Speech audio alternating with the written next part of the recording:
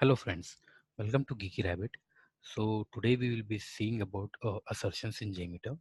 So Jmeter assertions are undeniably valuable, providing the criteria you set determine whether the test will be considered as passed.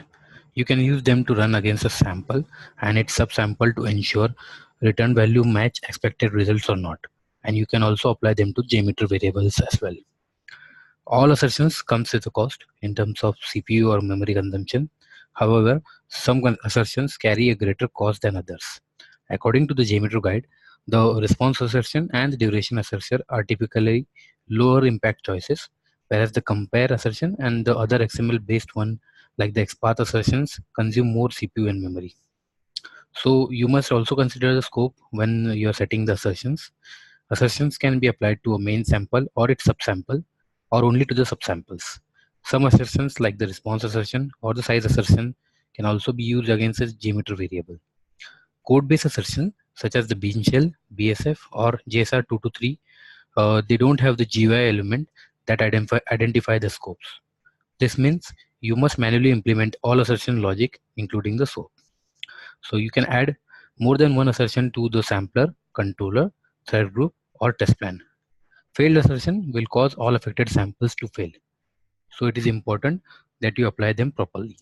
So let us now see the different kinds of assertion that we could use in Jmeter. So for that, let us open our Jmeter console. So I have created one test plan and I have used some assertion in it. So let us quickly go through it.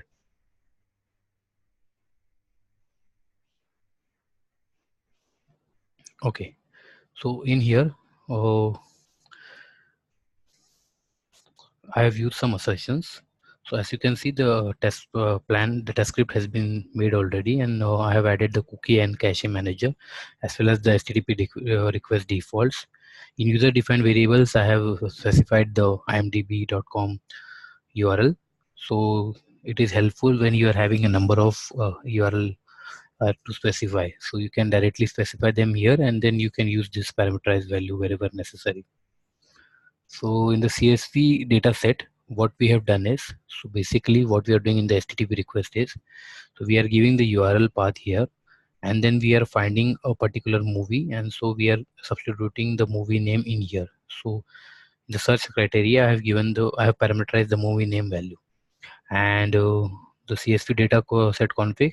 So we have created a CSV file with some movie names in it, and we will be using this file. So let us see where it is. So it is in the So I kept it in the Jmeter directory. So I will quickly show you up the CSV. So this is the CSV name. So if you open it,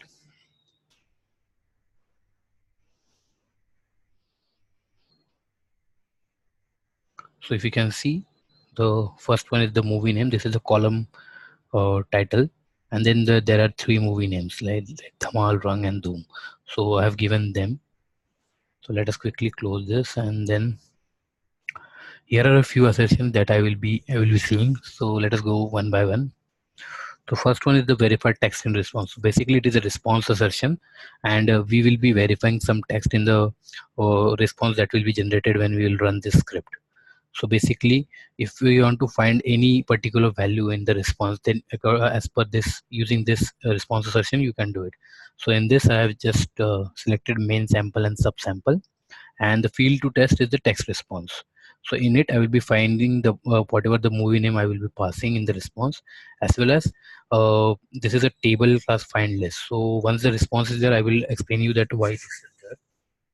Then the second one is the response code. So in this assertion, we are seeing that whether we are getting a 200 response as a response code of the HTTP request. So we can verify the response code using by selecting this response code option here and specifying the value whatever we want to check. Then we are having the response size. So this is a size assertion.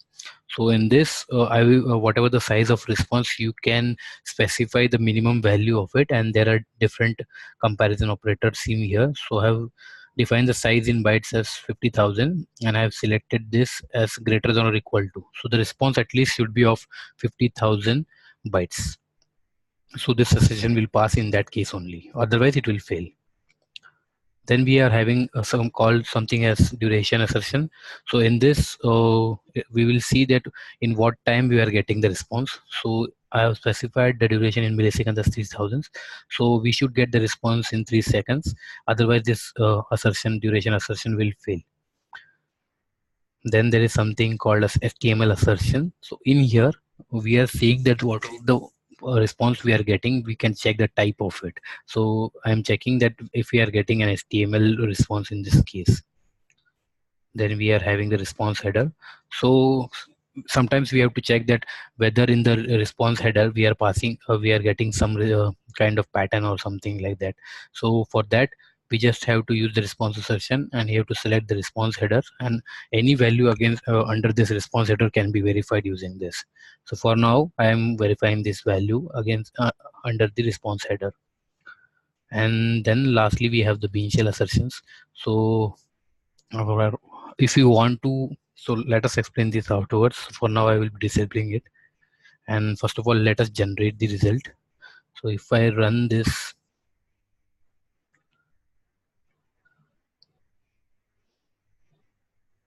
so if you can see that I have parameterized the HTTP request with the movie name. So whatever movie name it is picking up from the CSV file, it is displaying here one by one.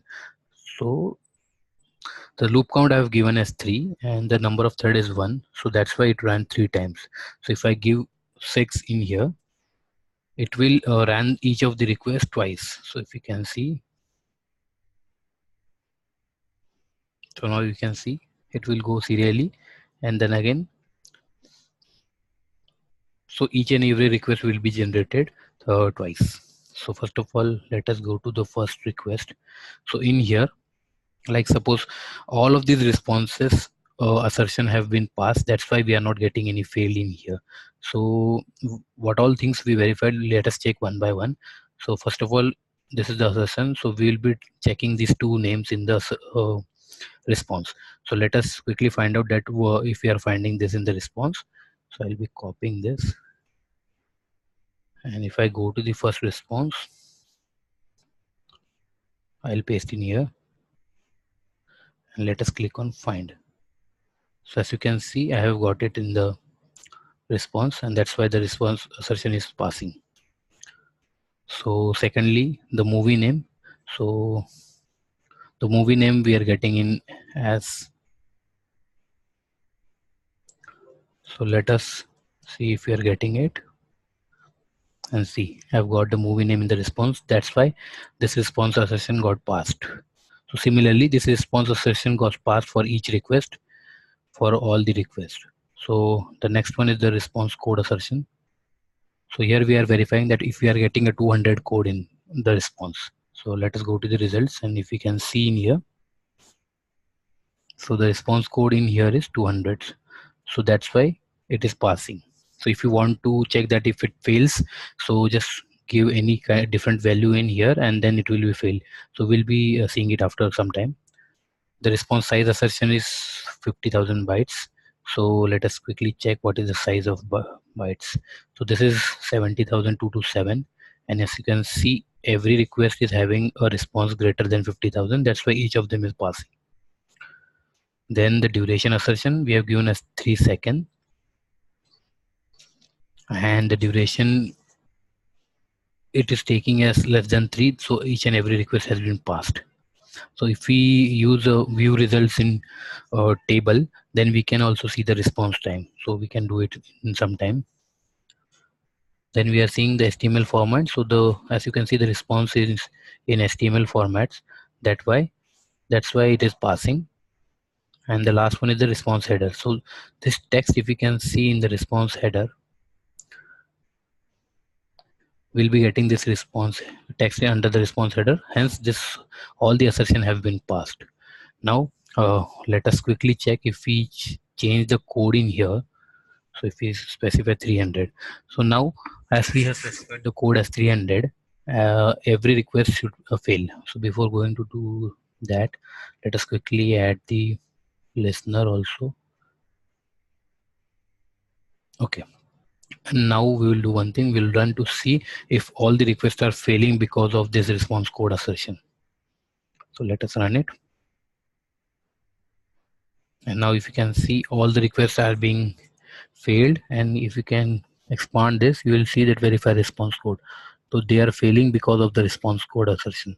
So it is saying that code expected to contain 300, but we are getting 200. So that's why it is failing. So in this way, you can check for different response code also. So now we'll change it to 200. And now if we want to see that if the response, so basically if you can see, the response time in here is less than 3000 seconds. So that's why all of them should ideally pass, but these are failing because of the response code assertion. So now we'll see that how it fails for the response time. So in here we'll go and we'll select this as 2000. So within 2 seconds we should get a response. So now let us clear it. For now, just make it for 3 requests only.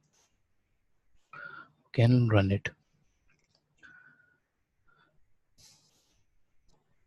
So now as you can see, all the requests got successfully completed below than 2000 milliseconds. So that's why it got passed. So let us go and again change it to 1000, so that we are making it purposely failed. So now one of the requests should fail. So see, so these requests which are taking a longer time than 1000, these are failing because of this duration assertion. Okay, so we have seen all the assertions, and now let us come back to the last assertion, that is the bean shell. So in here we can use the bean shell assertion for some scripting also, and we have done a very basic scripting in here. So what we have done is, like in this request, HTTP request, this path value is there. So what we are doing is we are checking that if path value contains the text as movie, and if yes, then it will pass, but if not, then it will give an error message. So let us run it now, and you will see the difference. So now each and every request is being failing because of the bean shell assertion. So if you look at the bean shell assertion result, you will be seeing that URL path didn't contain movie, and URL path detected is equal to /find. So this path is in here is /find. So that's why we can verify that whether a particular field is there in the path or in the URL with the help of bean shell, this scripting.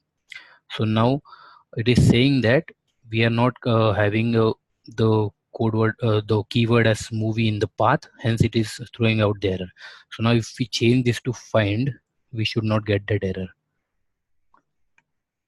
And this is the failure message. URL part didn't contain whatever the text, and then there is a line separator, and URL, what is the actual URL part detected, and we are giving that in the path variable. So we are extracting the path into this path variable.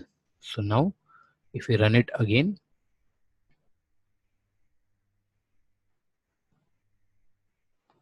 okay, so let me check what happened this time. Okay, so this failed due to the response duration. Let us quickly make it to 3000, and now no request should fail, as all the assertions are having correct values, and the bean cell assertion is also having this find value which is there in the path. So now quickly run this, and now if you can see, all the requests got successfully executed, and we are also checked the values that are coming in the response with the help of these assertions. So in this way, assertions are helpful in checking the response, that we have got the correct response or not. So that's all for today, guys, and thank you for watching this video, and do subscribe if you like these videos regarding Jmeter, and we will be coming up with more videos, and thank you for the day.